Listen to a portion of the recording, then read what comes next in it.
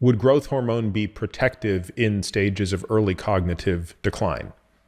But anyway, putting that aside for a moment, what about this idea of the 50-year-old who goes to the longevity clinic and they're being given low doses of growth hormone every single day? Typically, it's somewhere between 0.4 and 1 milligram daily. I'm not going to answer you about the dose, but I'm going to make the thing that I think is very important, and it's getting us back to this antagonistic pleiotrophy, and it's relevant to TAME and metformin. It is possible that things that you're doing are good for you when you're young and against you when you're old, right? So when people are asking me on any of those geroprotectors, gerotherapeutics, vitamins, when do we start them? Okay, the answer is I really don't know. I think you shouldn't get senolytics before you're 70 or 80 years old. I think probably metformin, although we start this study at 65, most of the studies so far that showed really large effect of metformin are people who were recruited above the age of 50. So I think it's 50. So I don't know to tell you for a singular patient who chronological age is 50 and biological age, I don't know what it is.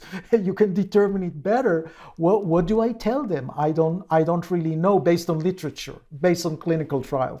So last question on this, Nir, based on the number of people that are taking growth hormone out there, and I don't know how you would quantify this, but presumably it's not rocket science to figure it out, but let's just say that there are hundreds of thousands of people in the United States alone who are taking growth hormone daily as part of a geroprotective regimen. Why aren't they all dying prematurely? We don't know that. Assuming that they're older. But we don't know that. Well, that's true, we don't know it, but wouldn't we see a signal of it? I think not, because the people who are taking growth hormone are probably taking also metformin and exercising and doing other things. Yeah, so fair point. There's too many confounders. Yeah. Yeah.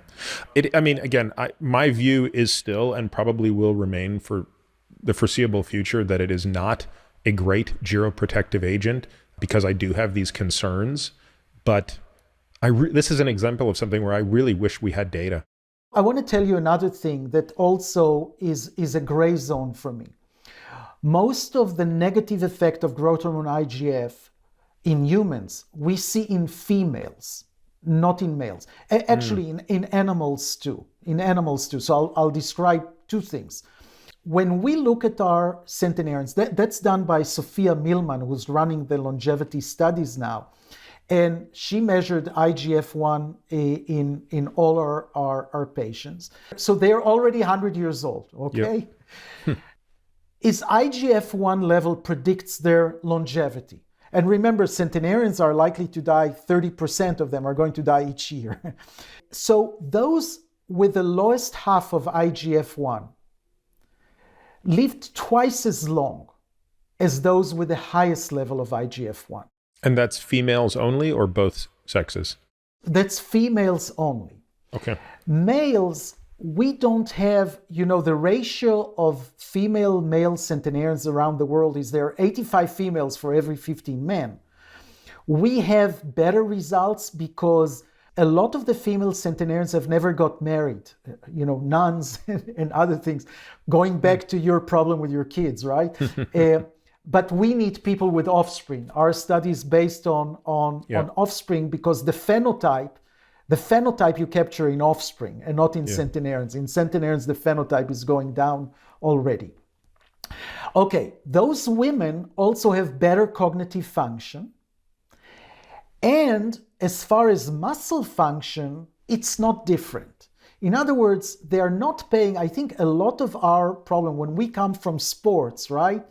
We're trying to preserve muscle. And I'm not sure that low IGF is the best way to preserve muscle. I think maybe it's making the muscle biology better, but it's not making the muscle any better. Sorry, just to be clear, you're saying that the women in the bottom quartile, say, of IGF are no more likely to be sarcopenic than the women with higher IGF, but they do tend to live longer. And smarter and cognitively They have better cognitive function.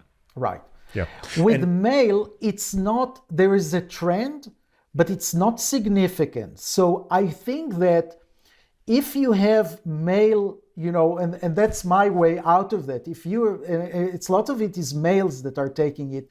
I haven't convinced myself in my study that it's not a major sex differences, the sensitivity to growth hormone.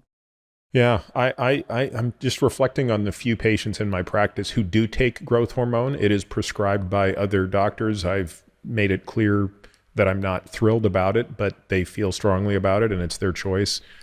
I think it's a very small number. It's an equal mix of male and female.